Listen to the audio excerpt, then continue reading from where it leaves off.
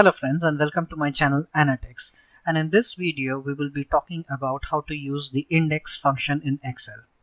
So before we do anything, let us understand what does the index function do. The index function lets us know the values of a cell with reference to the column number or the row number. So let us look at this example. Here I have a data and now I want to know the value that comes in row number 4. Now here let us look at this data. So I have a data set over here. Now I want to find out the value in row number 4 of this column. So how do I do it? I just put a formula is equal to INDEX index, open bracket,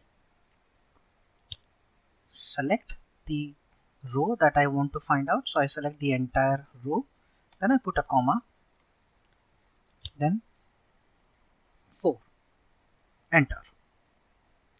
So in the 4th row in this column, the number that I have in the cell is 27.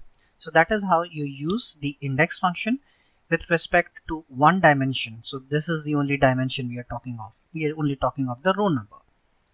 In the second example, what we will do is we will use not only the row number but also the column number this time. So how do we do it? We use again the index function is equal to INDEX index, open my bracket. Let us select the data. This is the data, put comma, scroll up.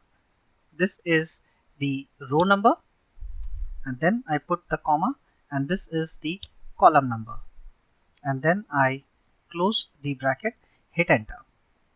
So the value in this row number and in this column number is 539.73. So this is what it is, 539.73.